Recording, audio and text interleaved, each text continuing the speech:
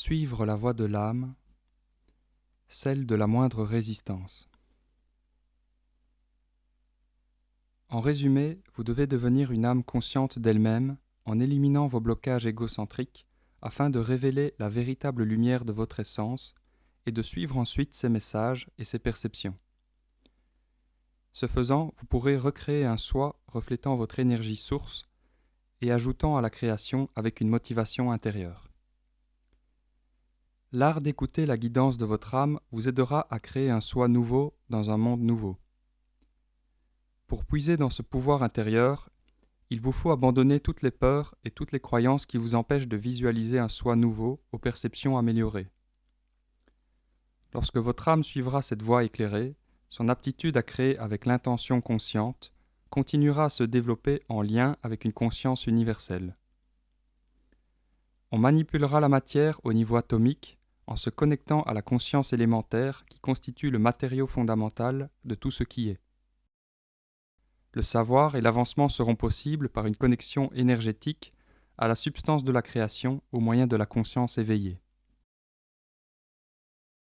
À l'intérieur de la sphère de spécialité choisie par votre âme, vous pourrez exercer sur votre monde un impact que vous n'auriez jamais cru possible auparavant.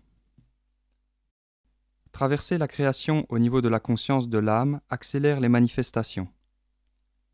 Ainsi, une concentration très intense en un point donné est nécessaire pour obtenir le résultat désiré.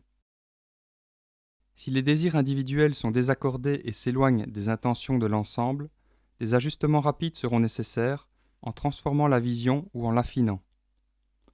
Encore une fois, plus les intentions seront connectées à une vibration élevée qui bénéficiera à l'ensemble, plus elles se concrétiseront rapidement. En général, plus la fréquence vibratoire sera élevée, plus le groupe d'âmes sera uni et conséquemment plus les résultats seront rapides. Moins vous sentirez de résistance dans votre conscience, plus le flux créateur s'écoulera facilement. Quand on sent de la résistance, il s'agit habituellement d'une interférence de basse fréquence. Quand vous sentez de la résistance dans votre vie personnelle, vous luttez alors contre un aspect de votre ego. Pour le combattre, vous devez résister à ces inclinations et trouver la voie où votre âme sait aller. Là, elle n'aura nul besoin de résistance car elle s'écoulera en une onde synchronisée. Il est paradoxal de devoir résister quand on sent de la résistance, afin de ne plus avoir de résistance à laquelle résister. Seule votre âme peut trouver la voie de moindre résistance qui ne créera pas une résistance finissant par bloquer la création désirée. Votre ego suivra parfois un chemin qu'il croira de moindre résistance pour découvrir que vous y avez créé en réalité davantage de résistance à long terme. Encore une fois, votre âme sera animée d'une intention de connexion à votre source, tandis que votre ego sera animé d'un désir de gain personnel s'avérant superficiel et temporaire. Quand nous parlons de résistance, nous faisons référence à des obstacles mentaux qui affectent nos décisions et nos actions. L'âme sera capable d'éliminer ces obstacles et de voir clairement sa route, tandis que le soi que vous avez créé sur des désirs de basse fréquence combattra ces mêmes obstacles sans aller nulle part. Les outils utilisés par l'ego sont les émotions denses comme la peur, l'envie, l'apitoiement sur soi, le doute et le désespoir. Toutes ces énergies denses créent de la résistance aux intentions élevées et il faut leur résister. Si vous leur résistez, la résistance disparaît sur votre route et votre âme peut alors créer librement. Par conséquent, la seule façon dont votre âme puisse dominer, c'est d'éliminer ses comportements égotiques. Tant que vous serez gouverné par de basses émotions et par des désirs égoïstes, votre âme ne pourra pas s'épanouir.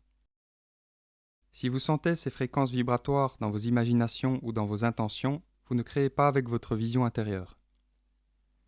Si vous ressentez de la friction dans votre vie, vous n'êtes pas connecté à la lumière de votre âme. Toutes les basses émotions qui causent des tensions sont d'une fréquence vibratoire égocentrique. Elles recouvrent votre lumière et vous empêchent de voir la vérité. Dans le cas contraire, votre âme a une conscience différente de l'événement et elle ne vit donc pas la même réaction émotionnelle. Elle sera encline à transcender l'illusion et à trouver le joyau à extraire. Vous ne trouverez pas ce joyau en cherchant ce qui, dans une situation, est susceptible de vous satisfaire, mais plutôt en y cherchant ce qui vous lie à la lumière et en cherchant aussi comment l'élargir. Il est clair que la création au moyen de la vision de l'âme ne pourrait pas exister sans que soit développée la sensibilité de l'âme. On doit pouvoir éliminer l'obscurité pour être capable de voir et de créer avec la motivation de se connecter à une vibration supérieure et à son développement futur.